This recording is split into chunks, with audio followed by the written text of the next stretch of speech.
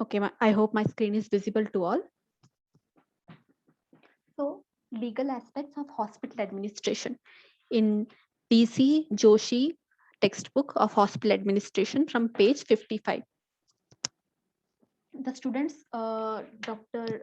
Zareen Khan and Anjali K, I have given assignment. Whatever answer you have, please paste it in the comment box. Okay, at the end of the class, if I have time, we can discuss on that.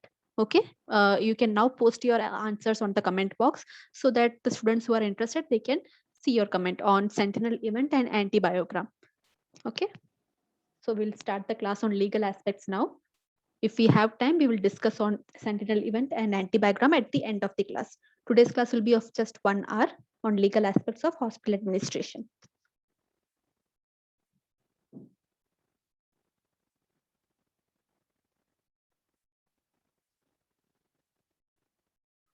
So legal aspects in hospital administration, how it is important in today's day. Now the patients or the clients, the healthcare clients and the patients are the beneficiaries. They are the customer. And the patients of today's generation, they are very much aware about the quality of service and their rights. Okay, whatever rights they have, what quality they are expecting from their hospital, they're very much aware of that. In even today, you must be knowing that if you're working in a hospital, the 10 patient rights about patient consent, everything has to be made into poster and it should be stuck on the wards, and wherever patients are there, the crowd of patients are more there, all these patient right posters should be pasted so that patients can read that in the local language as well as in English. Okay, it has to be stuck to the hospital walls. So that is how the patients today are aware of what they are expecting, what kind of quality of healthcare, even from a government hospital, what kind of quality of healthcare the customers, the clients are expecting from a hospital. Okay, so nowadays the disputes, the healthcare disputes are much more, the litigation cases are much more than the past years. And also the law, the judiciary body of any country, it now considers hospital as a part of healthcare industry. So when does these legal aspects come into play? When there is a mismatch between the expectations of our customers, of our patients, and what we have provided them. When there is a mismatch in that particular area, grievance will arise. What is grievance? Grievance is a legal complaint. Okay, people will complain when they have expected much higher of what you are providing now. Okay, so that is the first legal aspect which you should understand. And nowadays, earlier doctors were considered as equal to gods and all, but now the consumers are very much aware of where they stand in the healthcare industry. So they are considering the hospital as a supplier of service. That's it. And patients are the customers, and the healthcare hospitals, they are the supplier of service. That's where we are now. Okay, so that's how important these legal aspects are.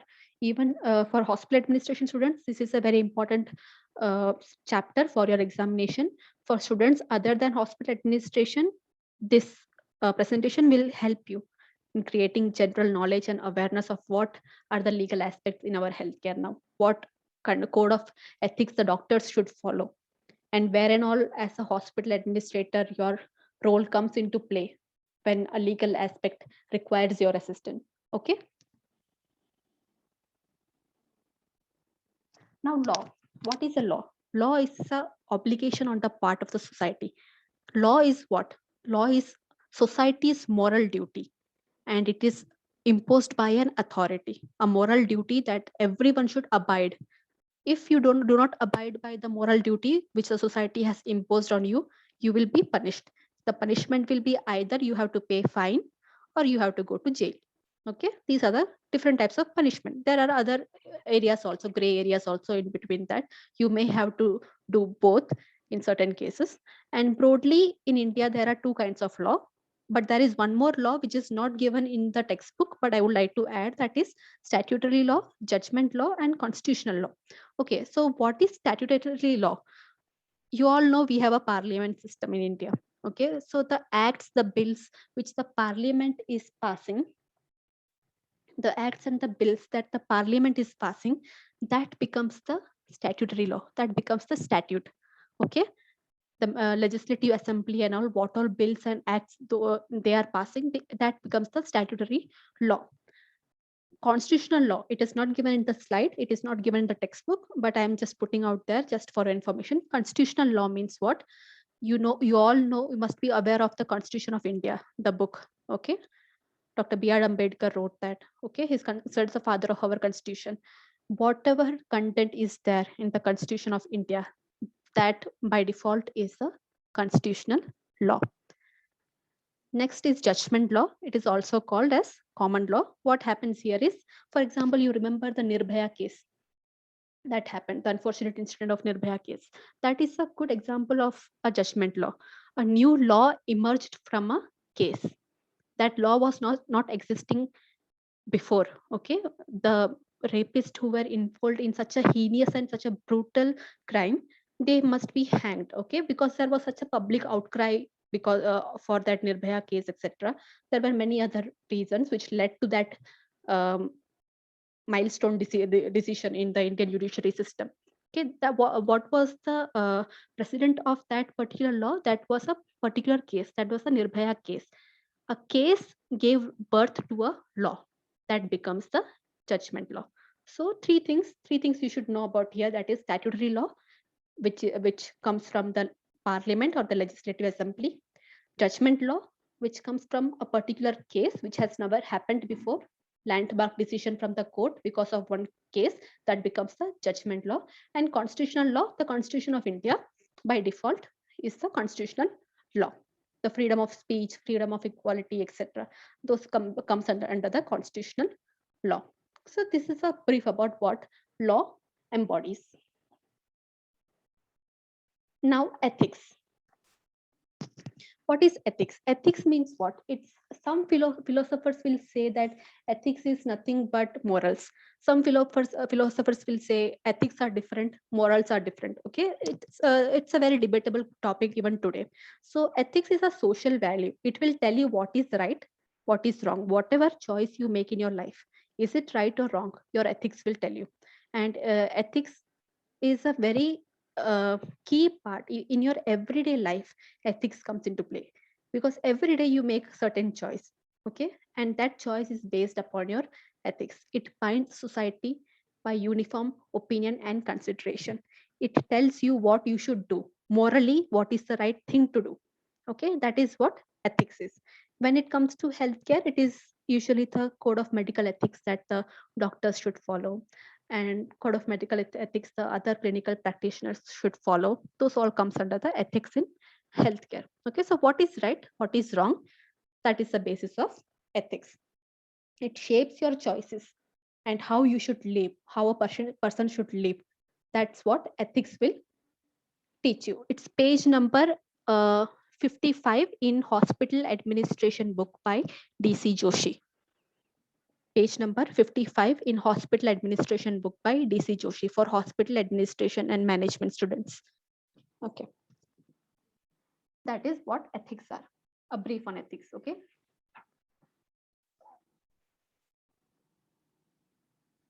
next is when we have just talked about ethics, now we'll come to the code of medical ethics. Earlier it was seen by Medical Council of India. As you know, now the Medical Council of India is no more. It was dissolved in the year 2018 and it is now replaced by National Medical Commission in 2020. Between 2018 to 2020, there was a board of governors, those appointed by the government of India. Those board of governments had to take care of whatever roles the Medical Council of India was doing before. Because by 2018, the Medical Council of India was dissolved. There were many political reasons for behind that, corruption cases, etc. We don't know the real thing, but there are debates going on. But now National Medical Commission takes care of what Medical Council of India were doing before. So all the doctors who are passing out, they have to be registered under National Medical Commission. Now tomorrow in the textbook, in DC Joshi textbook, they have not mentioned anything about National Medical Commission because it's a old edition.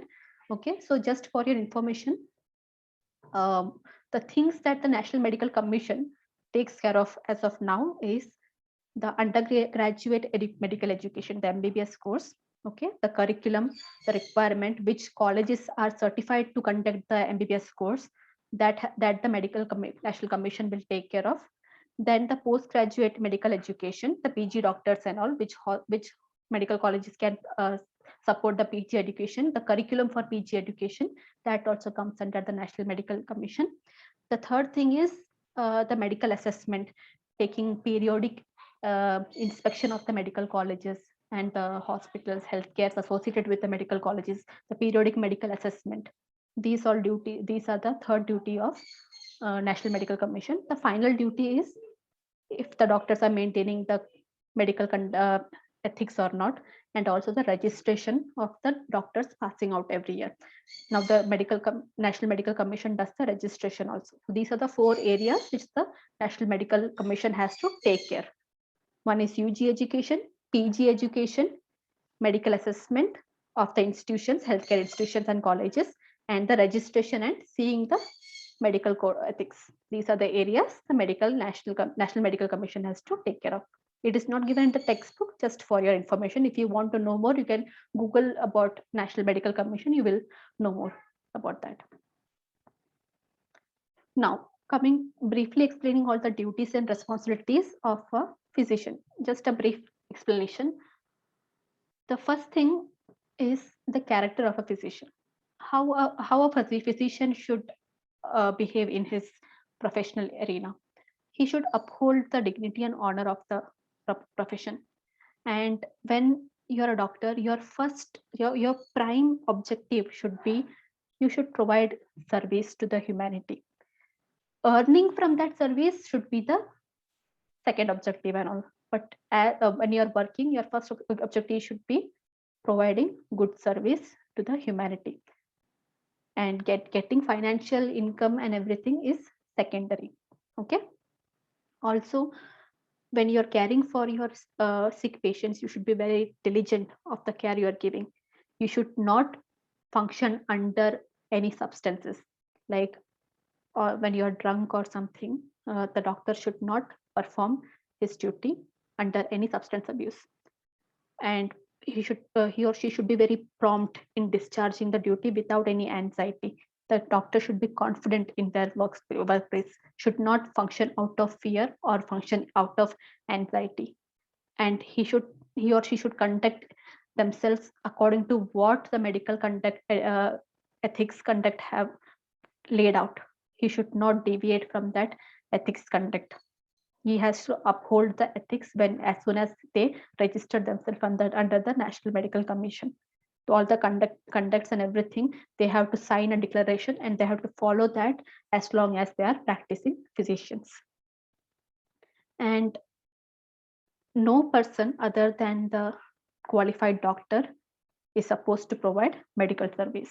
But that is a controversial topic, because in NMC there was a section 32 which was controversial to this particular ethics. There are still debates going on. Okay, but the bottom line is, only if you are a medical practitioner passed out, MBBS passed out, or you're a PG doctor in allopathy, in modern medicine, only then you should practice it. Other fields are not allowed to practice modern medicine. Next is maintaining a good medical practice.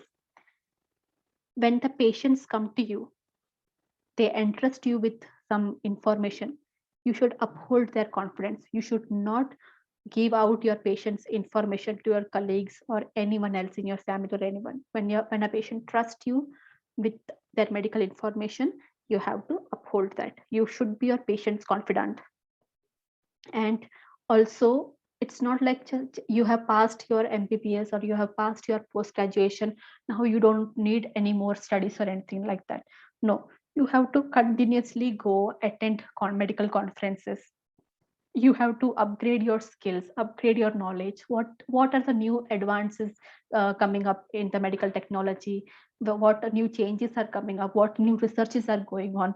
Or involve yourself in some medical research, etc. Okay, even after your studies are over, your legal studies are over, you should not limit yourself just to that. You have to broaden your horizons in new advances as much as possible.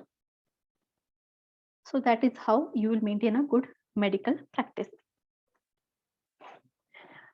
Maintenance of medical records, a very important part. All the hospitals, some hospitals have their deviations. Some hospitals will keep their OPD file for 3 years, some will keep for 5 years, but minimum 3 years is required by law. The OPD files or inpatient files, minimum 3 years is required by law. So medical especially in patients, you should not discard inpatients within a year or two. At least 3 years, the inpatient record should be there in the hospital.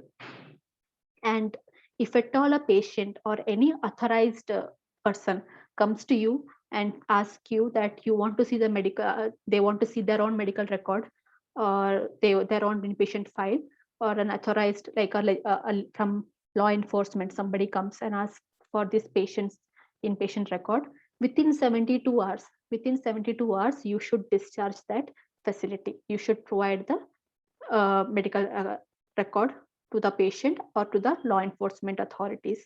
So you should not delay beyond 72 hours. And there should be a registered medical practitioner who should maintain the medical records department, which he or she will be the in charge of the medical records department.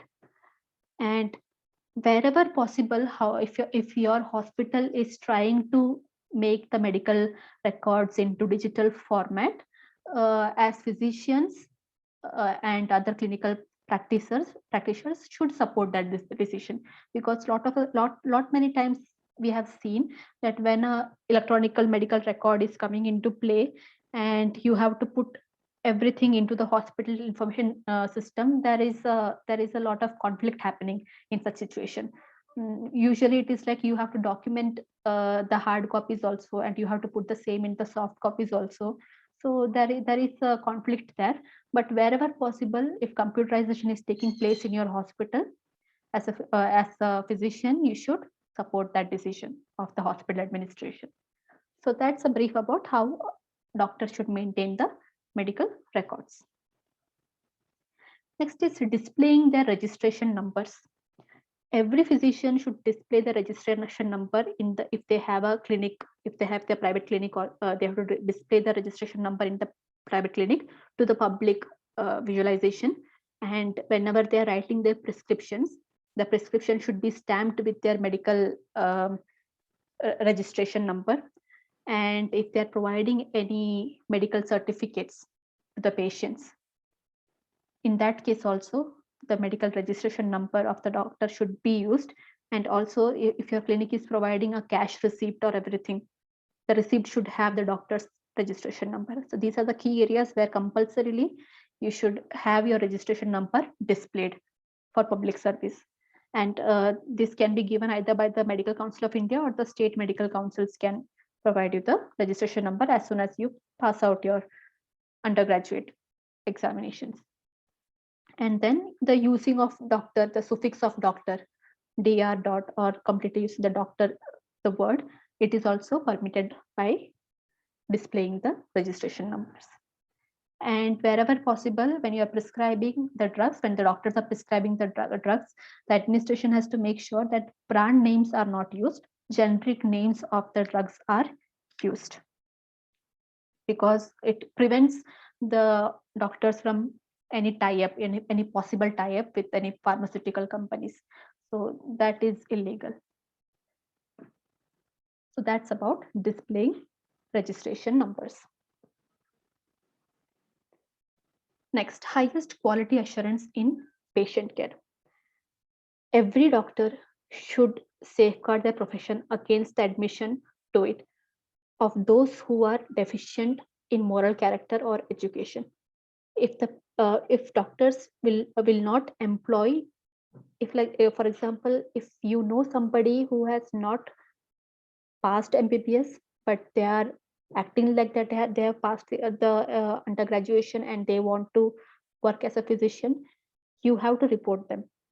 If you come across such information that somebody underqualified is providing a certain services which by law a qualified person, only a qualified person can provide, you come across that information, you should not keep that information hidden. It has to be reported to the authorities.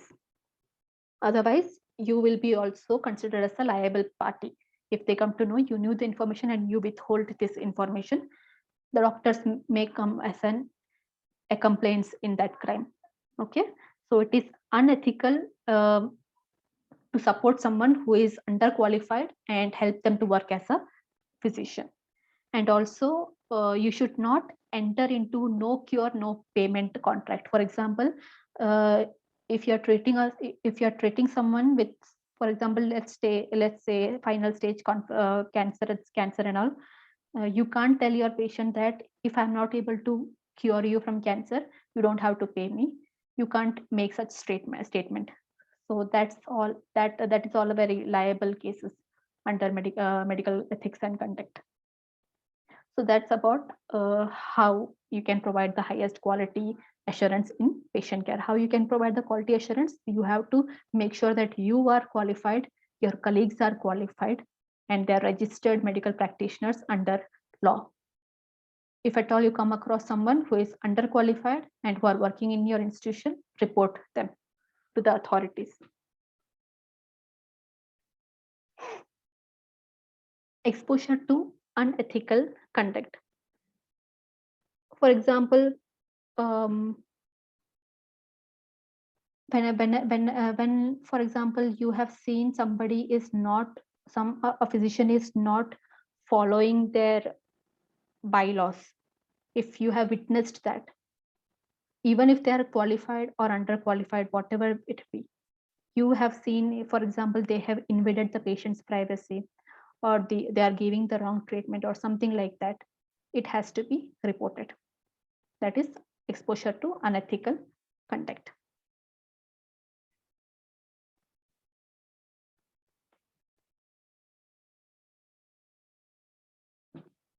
Payment for professional services that I have said earlier. No cure, no payment. That contract should not be followed. Okay, wherever possible, try to cure them and do not give them false hopes. And whenever you are taking the payment from your patients, you have to make sure that you have disclosed your fees before the patient has received their services. That is very important. After providing the treatment and services, you can't quote your charges. Whatever your consultation fees is, or whatever the treatment charges is, before entering into treatment or before entering into that particular service, it has to be disclosed to the patient and the family members. During in between the service or during the operation or after the operation has took place, at the last moment when it comes time to do the payment, that's not the right time to disclose your fees or treatment charges. Evasion of legal restrictions. For example, you must be aware of many acts which are like working hand in hand with the medical profession. For example, drugs and cosmetic acts, pharmacy acts, narcotic drugs acts, medical termination of pregnancy act, MTP act, human transplantation of human organs act, mental health act, environmental protection act. So many acts are listed down in page number 57. So whenever these acts come into play, you should know the brief about these acts, which all areas these acts will cover. As a physician, you should have proper knowledge of these acts. As a hospital administration also, you should have proper knowledge about these acts. And you have to observe these laws also along with your medical practice. You can't evade these legal acts because these are very critical acts which makes the guidelines of lot many medical practices. So you should not be evading such acts. When it comes to medico-legal cases, after giving the treatment, you can't put that particular case as a medico-legal case. So especially for the doctors who are in emergency department, when they come, when a new case comes, the first thing they have to rectify is, will this case come under a medico-legal case or not? For example, road traffic accident, poisoning, any attempted homicide, such cases, etc. Before you start the treatment, it has to be mentioned as a medical legal case. Law enforcement authorities has to be notified, and then you can start giving the, even in emergency situation, when you start giving the treatment side by side, when the patient's record is been filled out, it has to be mentioned there itself that it is a medical legal case. At the end of the discharge procedure and all, at that time you can't claim that this was supposed to be a medical legal case. Okay, that will cause an embarrassment to your hospital itself. So before you enter into a particular case, rule out the situation, that does this situation come under a medical legal case or not. Okay. The next major area is the consent. There is implied consent, informed consent, etc. types of consent. Even in quality and infection control, for you people also, the consent chapter is there. In quality standards also, consent chapter is there. Please do go through it. It's a very important chapter from examination point of view. So what is consent? Consent is voluntarily agreeing between, it's a agreement, voluntary agreement between the doctor and the patient. The patient gives the consent, okay, do this treatment on me or perform this particular medical service on me. And as soon as the consent is given to the doctor or the clinical practitioners will perform what they are supposed to perform, and what is given in the consent. Do not go beyond the consent. There is implied consent, informed consent. Implied consent means what? When you go to an OPD, you don't have to give consent for medical service. Most of you know that nobody had given a consent for receiving a OPD service.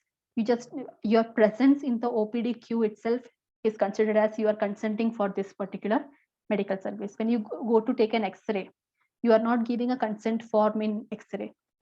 Okay, your presence in the X-ray queue when you're waiting for your X-ray service itself is a consent that you are allowing this particular hospital to do an X-ray on you. Okay, that's implied consent, understood that you are consenting for this service. In informed consent, it should be either oral or written, but most of the times written consent is preferred. And also when you are taking informed consent, it should be either from the patient or the patient party.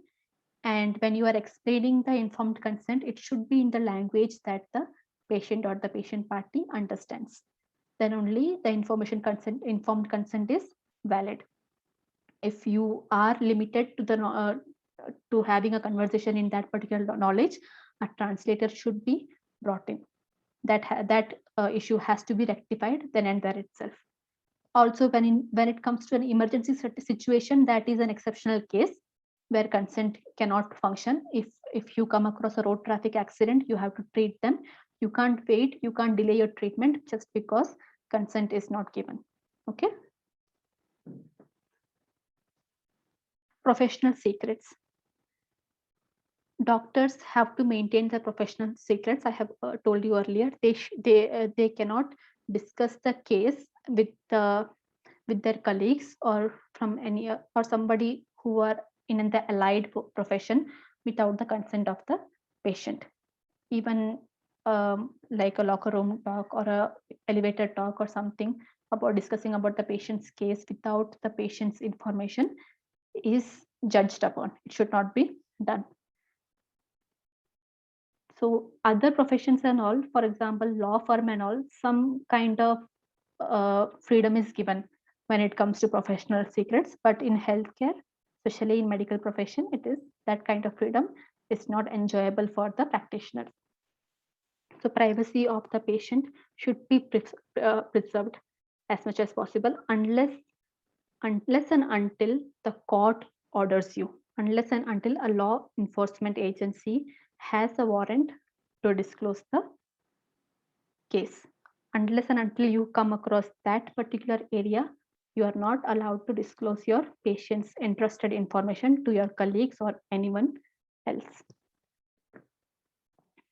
Next is privileged communication.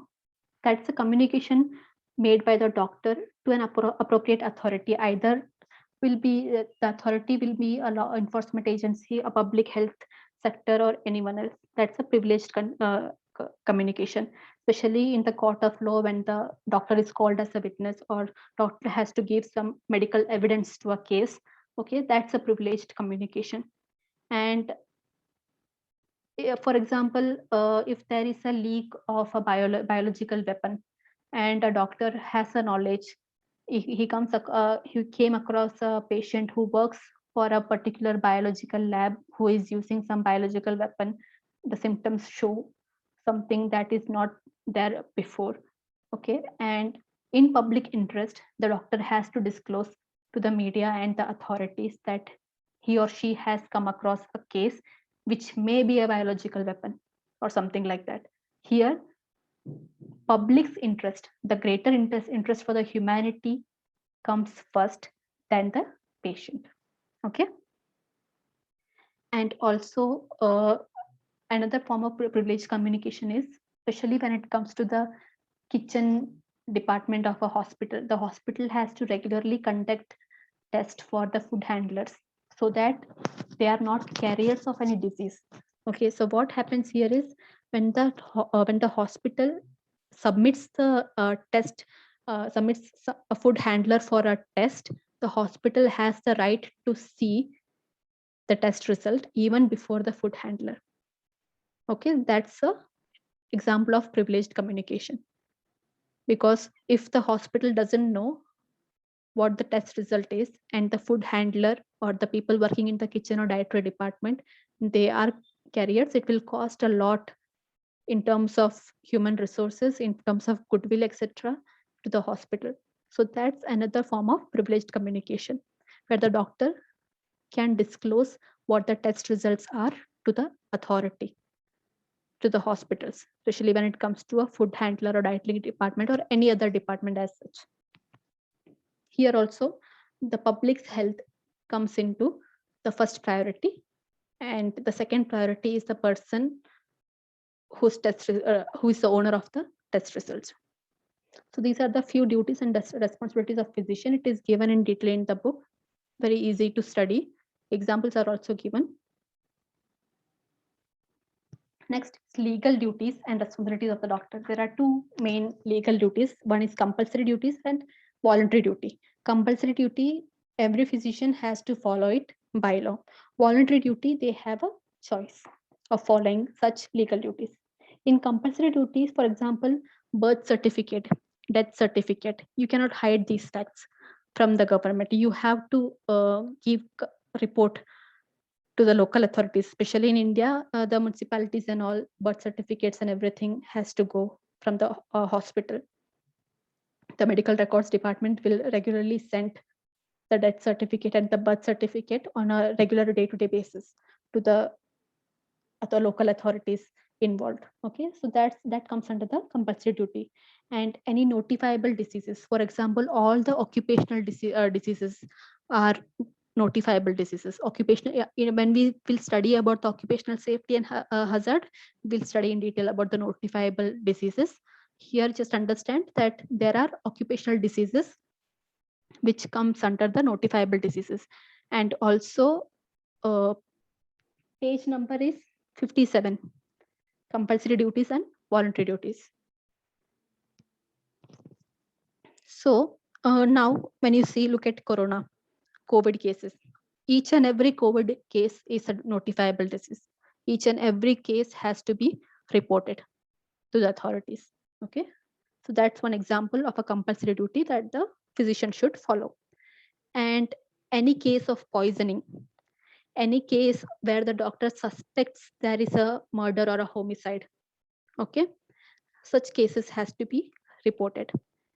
And all the cases which are covered under privileged communication, whenever the doctor come across a situation where privileged communication has to be used, all those cases a report has to be given.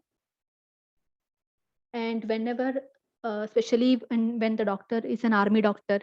Whenever they're during a war time or any time, the army doctor is called for the military service, they have to go. It is compulsory. They can't give excuses for any personal reason or any reason of, if at all. Okay. So these are the examples of compulsory duties. When it comes to voluntary duties, you have to maintain your professional secrets. We have discussed that. Unless the court orders it or the law enforcement is involved, professional secrets should be upheld. Consent of the patient should be taken. And other voluntary duties, if you are not capable of providing the medical service, you can refer the patient to another doctor. That's a voluntary duty. Issuing medical certificate, fitness certificate, etc., that is voluntary duty. The doctor has the choice to uh, term someone has medically unfit, or to give a medical certificate, etc. That is a voluntary duty. He or she may choose not to provide such services also. It's not compulsory duty for a physician to provide a medical certificate, fitness certificate, etc. Conducting post-mortem examination, etc. Um, a doctor is not compulsorily, like, it's not by law that he should be involved in a post-mortem examination or anything like that. Conducting a medico-legal examination, etc. Okay, these are the areas where the doctors have the choice not to go. They can refer others also. These are the brief examples of some compulsory duties and voluntary duties. MCQ questions can come, like we can give you few choices and ask you which one of these are compulsory and which are voluntary duties. So from examination point of view, this is a key area.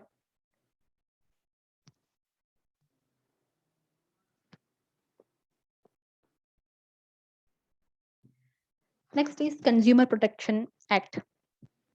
There is Consumer Protection Council. We will discuss that later. But when it comes to the Consumer Protection Act of 1986, which came into action by 1987, there are many amendments and everything done, but you don't have to go in detail about that.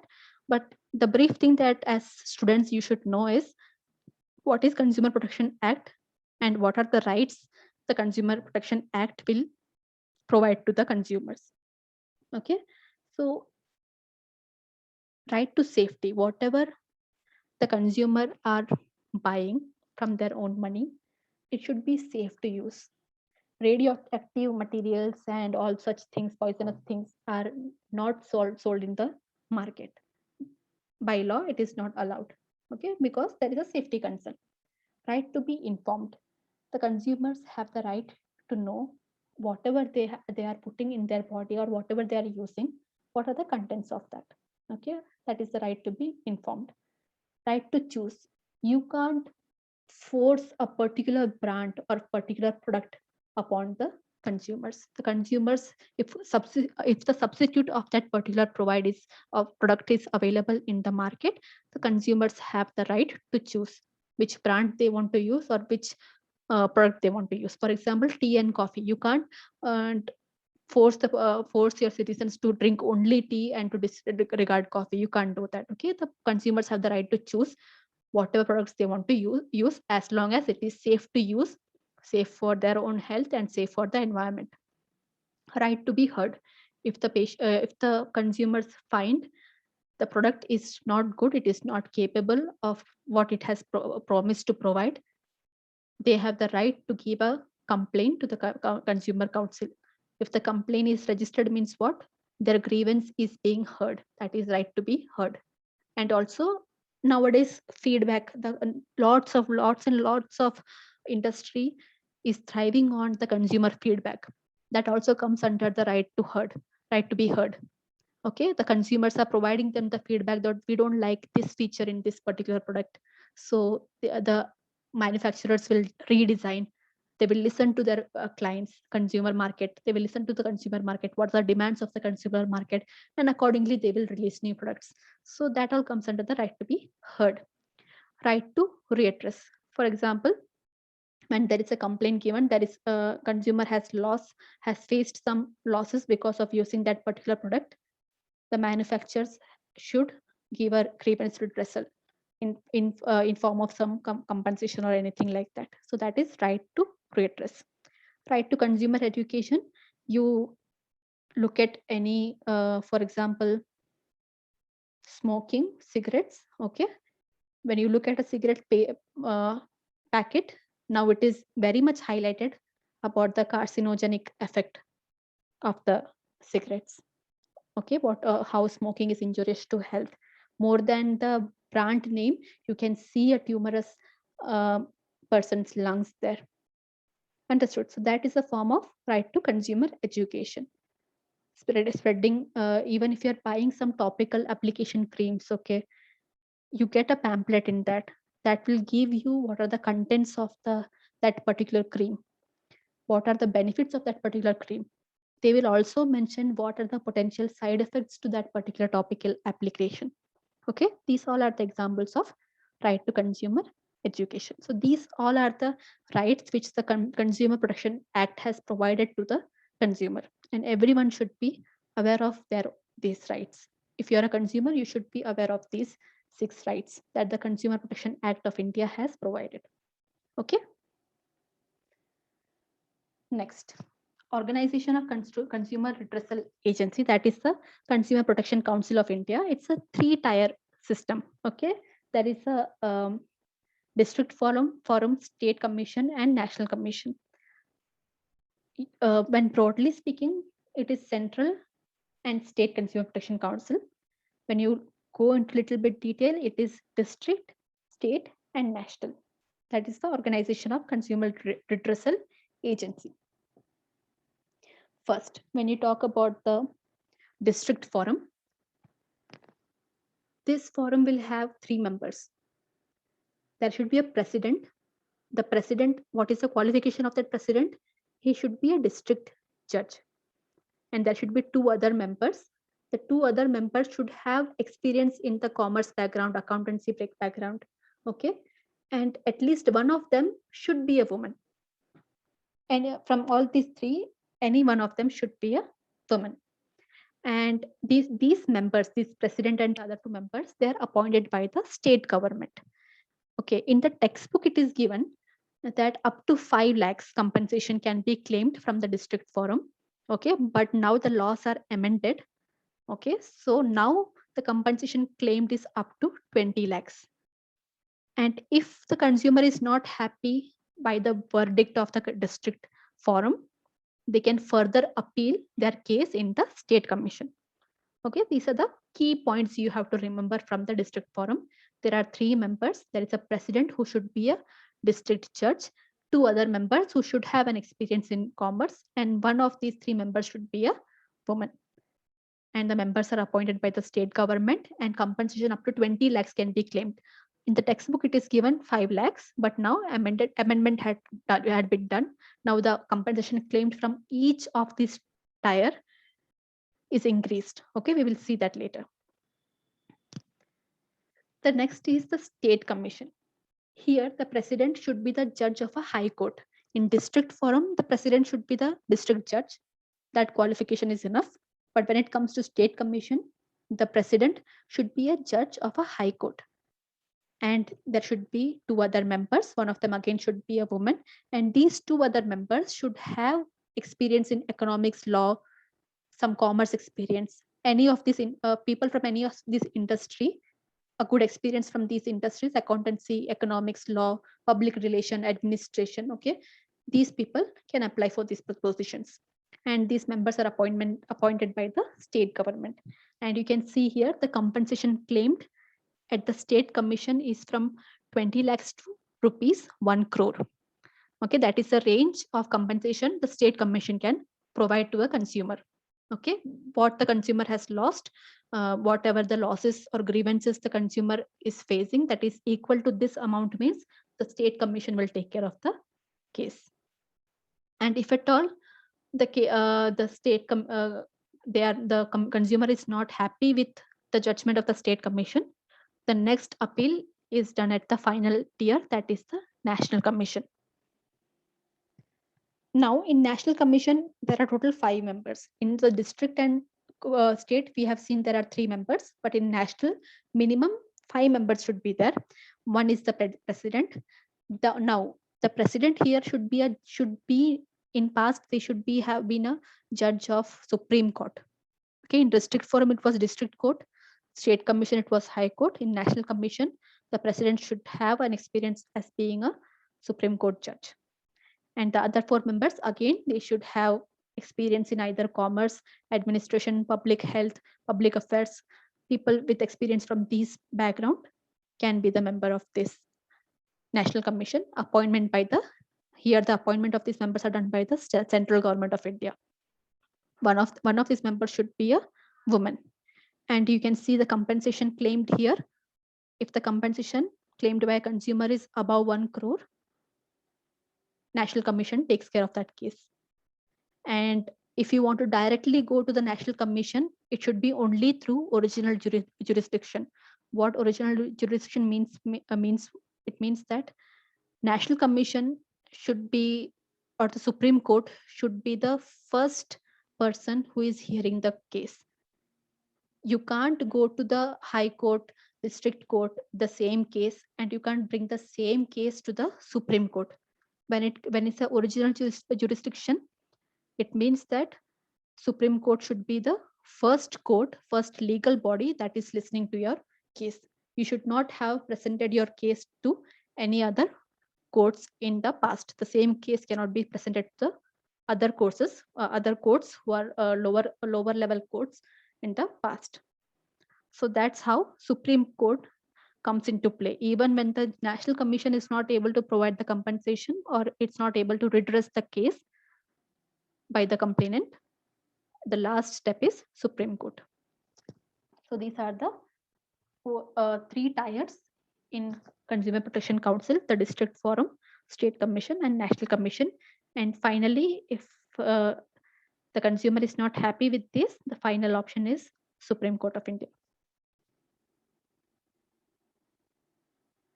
Next is law of torts. Law of tort means what? You have done something wrong to someone.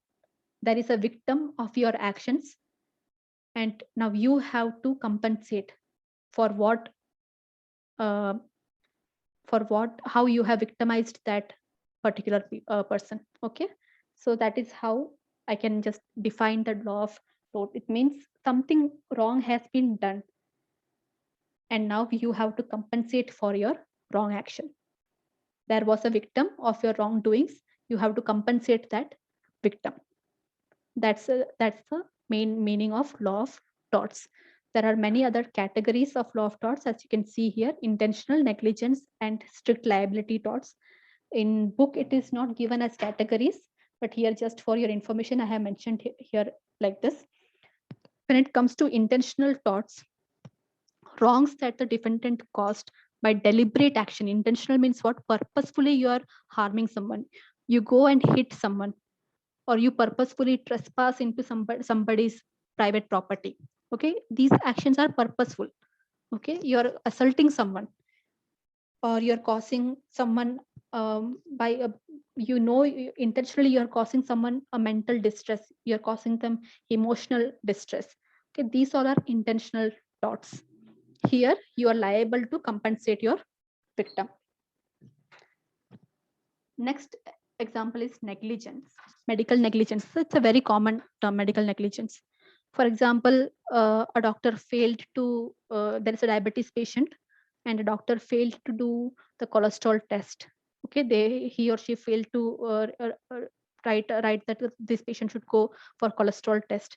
That was an act of negligence. And the next week, the patient should have been under a surgery. Now the surgery has to be postponed, and further risking the patient's health. Who is responsible here? Here the doctor was responsible because he or she forgot to mention the cholesterol test. Okay, that's one small example of negligence. And another is, for example, it's a very rare case. If you are leaving some surgical instrument or some gauze piece within the patient's body during surgery, okay, that's a gross act of negligence. Okay, so these all are the examples of negligence. Here you have to compensate. The hospital or the doctor or the surgeon themselves has to compensate huge amount for the mental distress and the physical distress you have put your patients through. Okay, that's one example of medical negligence.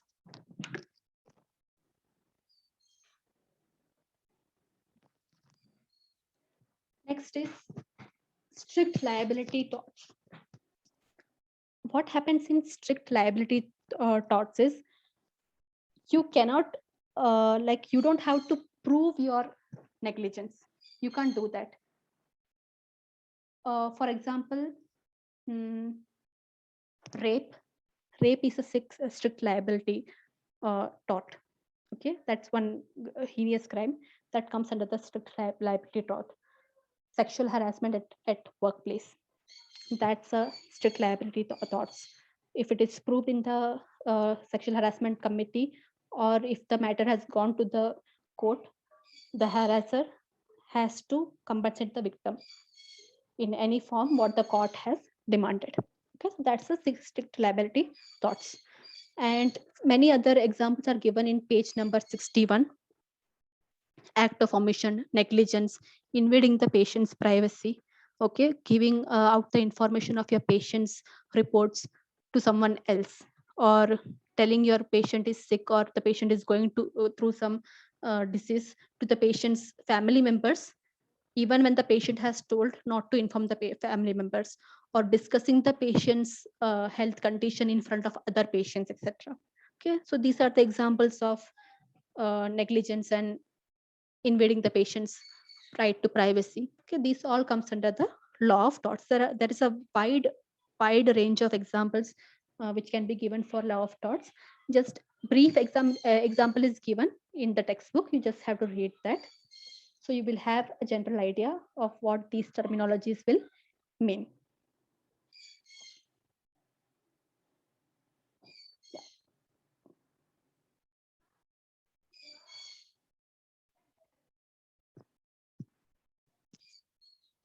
So that's it. That was our small presentation on legal aspects of health, hospital administration, not just for the administration students, but for everyone. Now, I hope you must have a little bit idea of what law is, the different types of law, how physicians and doctors should conduct themselves in their professional arena. What are the important laws which has to be upheld by the physician, etc., and how your consumers can suffer from the wrongdoings from the healthcare industry. So these were the basis of that. Any discussion, any doubt?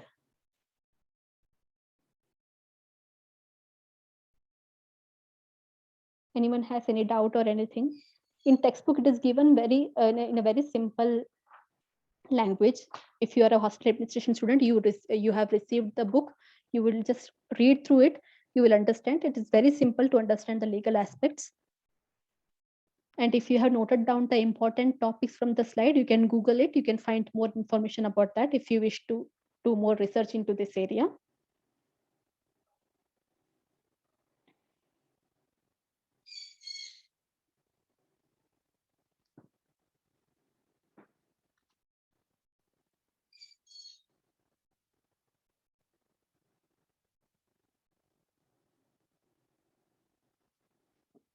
Zareen Khan, if are you ready for the, like, if you want to paste the answer of antibiogram in your opinion?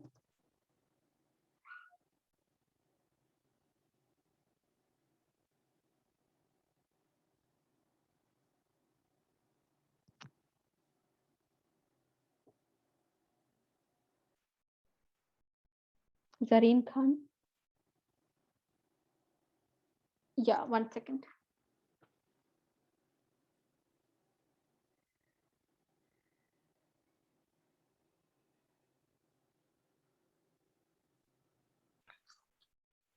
Yeah, I unmuted you.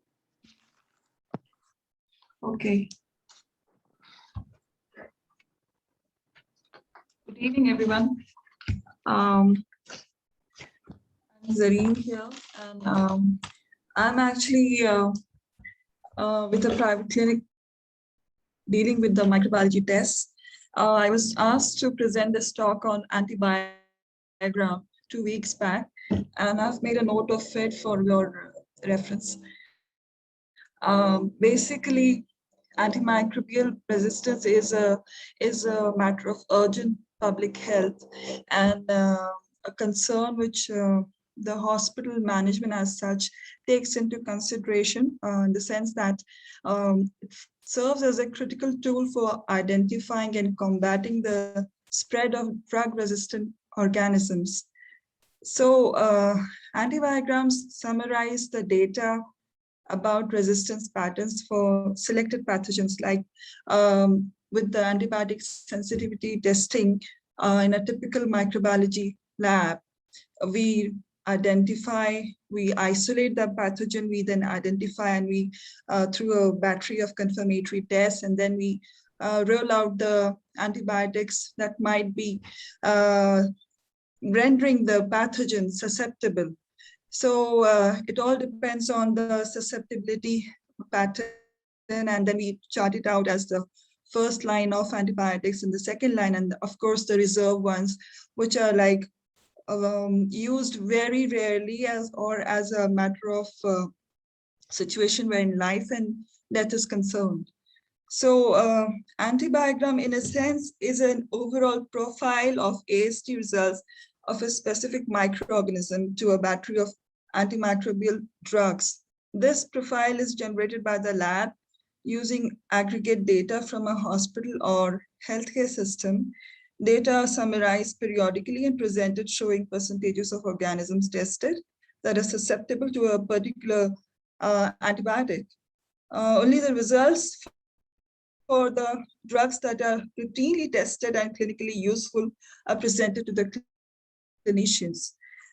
So having said that, it all also depends on the hospital management.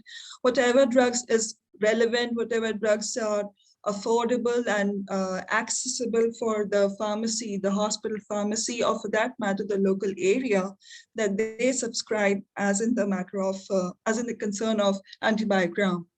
So this is all I have to say. And one more thing, they do get their antibiograms, which are like they publish. They are being checked against some standards, like we have the standard of CLSI, and in India we have NCC LS2. We follow it up over here.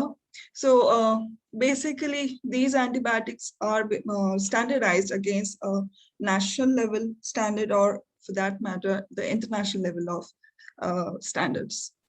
Thank you. Also, Zaren, I have a doubt. Like, do the NABL and accreditation agencies, for under them also, do you have any standards or protocols which you have to follow for antibiograms?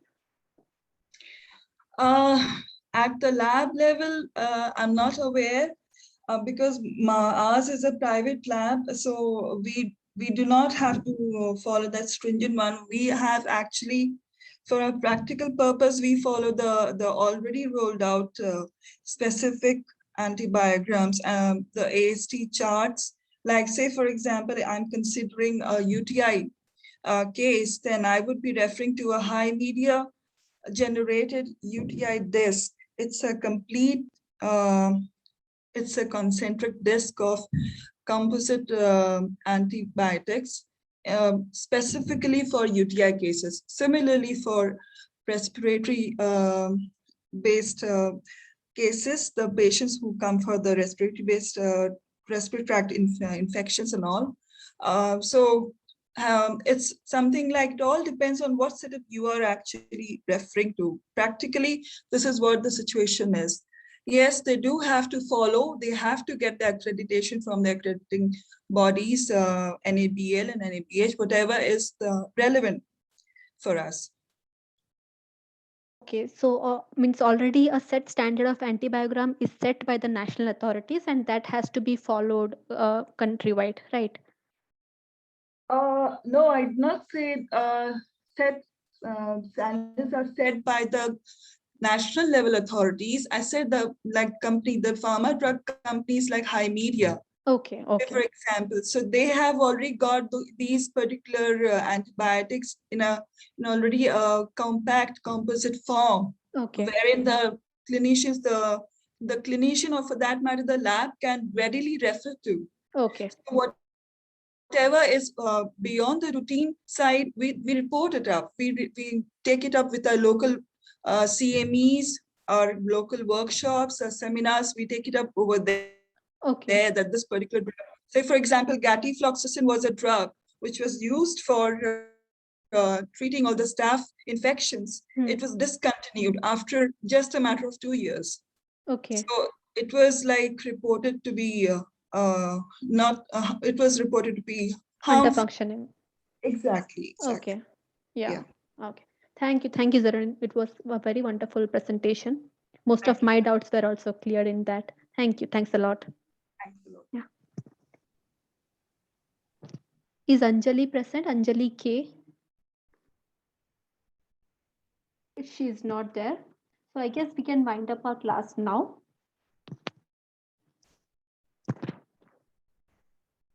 I didn't see any doubts coming up here, so I guess we can wind up the class now. See you guys in next Friday class by Dini ma'am and the next Saturday class. Thank you all.